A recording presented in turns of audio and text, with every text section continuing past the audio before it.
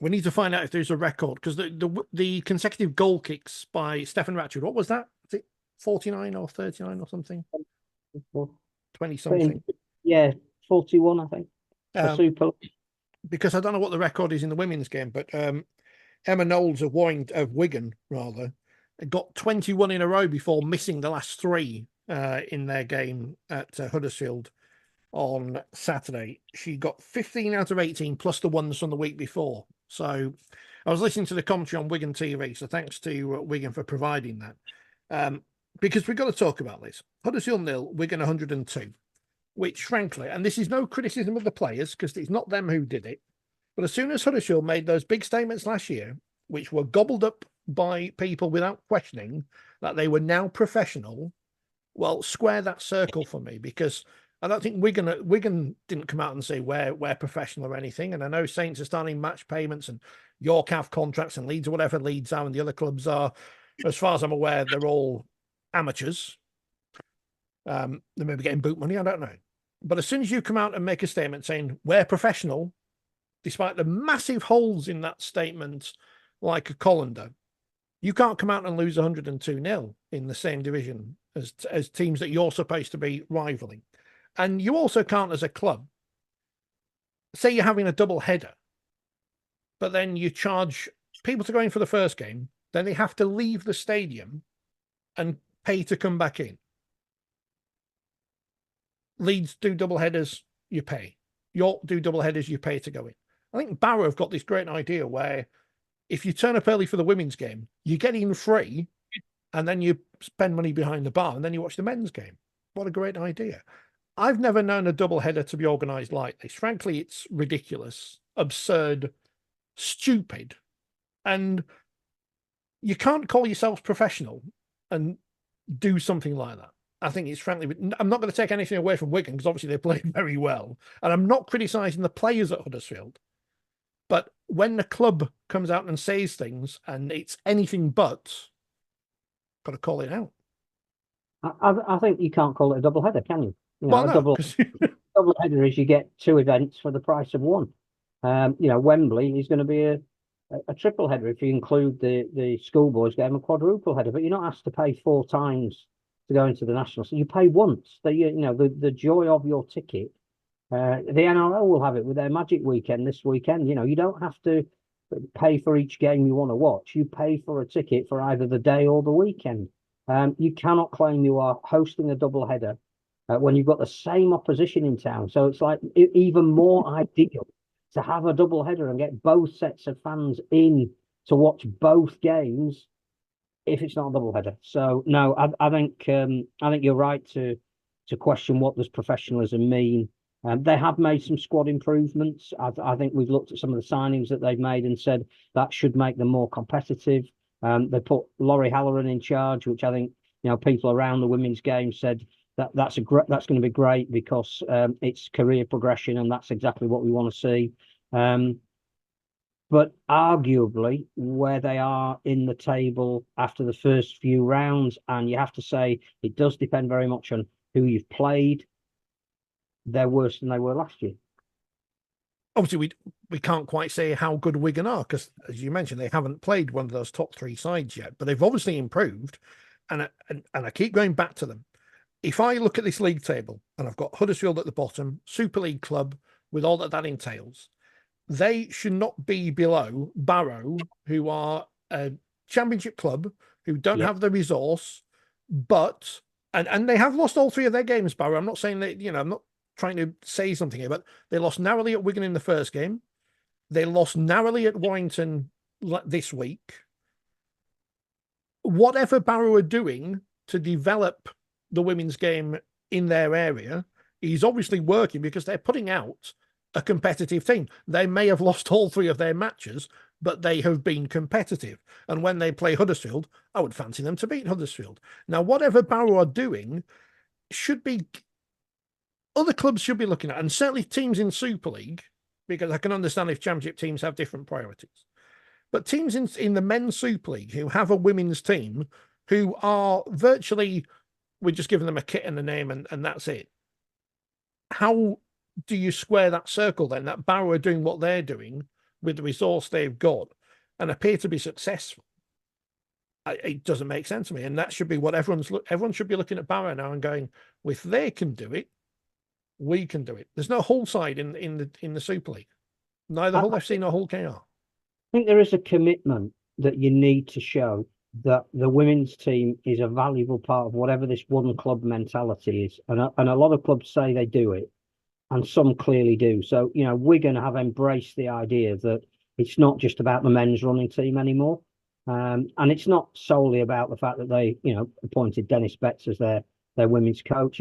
It's they've got junior development. They play under 19 games, and some of those players are coming through into the first team. There is a pathway there. Leeds do it under Lois Forsell. That part of her job before she became more the full-time women's coach was she was involved in women's and girls development in the city.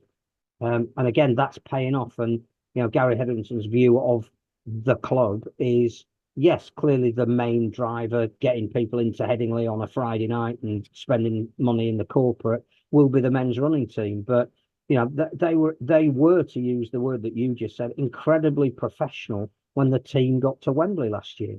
They were running corporate trips as if it was the men's team, and they were offering the opportunity to for the women to have luxury hotels in the same way that the men's team would, and a breakfast to see them off. And it's not about necessarily money, it's about how you make them feel. And then you contrast that to the way Castleford looked at their women's team. You've got to get changed on the bus, you've got to play on the training field that would it is possibly going to break your ankle if you get the wrong bit of it. And and we'll give you the name, but we don't really value you, and we're not going to put any resource to you. And then that becomes the germination of what was the rise of York, because they did value their women's team. In fact, in terms of all of the clubs that value their women's team, you might say York value theirs more than any others, because actually their men's team at the moment isn't at the level of the other men's teams. And you just get a feeling that Huddersfield went down the road that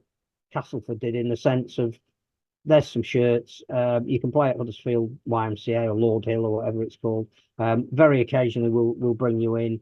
We'll make a big deal about our best player, Amelia Brown, signing a contract which will enable us to tell everyone that we're professional. But that's not enough. It is not enough. I don't know how much strength and conditioning access the Huddersfield players have. Is it the same as the men's? I don't know how much their recovery is part of the men's. I don't know if they've all got the same kind of insurance cover that or if they need to get treatment, they've got to wait in an A&E queue. I don't know what Huddersfield are doing for their women's team, and I'm sure if they're listening to this, they will tell us. But you get the impression from what is happening on the field that perhaps it isn't the same as what Saints have decided to do, what even Warrington are now starting to do, what certainly the clubs at the top, York, Wigan and Leeds, are doing, what Barrow are doing, because they again can see where their men's team are, but the value of their women's team commensurately is as much. That appointing Amanda Wilkinson is a masterstroke for Barrow, and they do have access to the best women in Cumbria. But as you have quite rightly pointed out, they are far in excess of some much bigger names who don't seem to have grasped what you can do with the women's team without actually diverting too many of resources away from the men's. York were the other team that Barrow have played, and it was up in Barrow, and they weren't embarrassed on the scoreboard. I can't remember what the scoreboard was, but it was 8 or something like that. Yeah. It was credible. So I just question people who parrot PR statements from clubs, and that's what the Huddersfield professionalism thing was, and it's been borne out right now in the league. I know we're only 3 games in, but it's been borne out. You don't lose 100 points. And I mean, I saw Wakefield lose 100-0 to Castleford before Castleford, it shouldn't happen in the league. It should not happen in a Super League. We weren't claiming to be professional at that time. No, we certainly weren't. And it's sad to see where they are now, and it's sad to see where Castleford are now and where Bradford are now. And if you look at that first Super League Grand Final, was Bradford versus Featherstone, and both have regressed for whatever reason. Now, we know Bradford obviously lost a lot of players, key players, to Leeds and St Helens and wherever now, but Barrow are the the standard bearers for those outside of the top clubs to say that you can do something, obviously on a budget. And Wigan have got a budget. It's my understanding they made a fairly hefty financial offer to one player, an international player, a recognisable player in the off season, and that player didn't choose to leave their club to go to Wigan. So they've obviously decided that they're going to put something into this, and That makes they'll run Leeds close this week. They'll run Leeds closer than people think. Yeah. Although, I mean, I don't know if we're talking about the women's results this weekend. That was a fabulous win for the Leeds at York. We may as well while we're here. Featherstone 4, St Helens 58. Wigan 102-0 over Huddersfield. This is the thing where people say they should handicap the Challenge Cup and get the bookmakers involved to handicap the matches. You can't, because they gave Wigan a 30-point start in that game. Warrington 10, Barrow 6, and York 10, Leeds 16 on the sports from yesterday, which was good. And important win for Leeds. Lindsay Anfield not happy afterwards with perhaps the desire of her team, and hoping that kicks them up the backside for this week's game against St Helens. Hoping that they, I can't remember what the exact word she used, but she was thumping, that was it. I'm not saying that's Maddie Smith's team talk done for this week, but the pressure's on the York this week because they haven't been to Wembley yet, and Saints have won 3 Challenge Cups in a row or whatever. They suddenly become Wigan-esque, if you will, in that sense, but all the pressure's on the York for that semi-final, from my opinion. I could be wrong.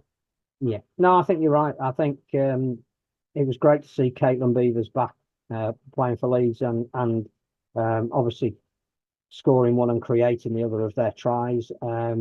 Great to see Kira Bennett back as well, because I think she's one of the most exciting young hookers in the women's game, and has had some injury and suspension issues. Obviously missed Wembley last year. But I didn't think Leeds would win at York. I think, York pride themselves on the fact that, that grand final that they won at their home ground last year against that opposition was the springboard to say, we're here. We can, we can now put down our marker as the leading women's team. And I think we're going to a fascinating weekend of semi-finals, genuinely not knowing which of those teams will go to Wembley. So, no, I think Saints and York could be fascinating. It's 11:15 kickoff, I think, in Doncaster. It's certainly early. And then Leeds and Wigan 12:30 at Saints on the Sunday. Again, the unity that Wigan seem to have, it's but Wigan, they've decided it's not necessarily about recognisable names. They've got some clearly England quality players, but you don't automatically think of individuals when you talk about that Wigan team. And there's something that Dennis Betts is doing to mould them into more of a unit and bringing a lot of young players through that understand the Wigan way, in the same way that Matty Peet has done with the men's team. And Leeds are more a team of recognisable names and superstars. But it'll be really interesting to see when the pressure is on how they've gelled this year.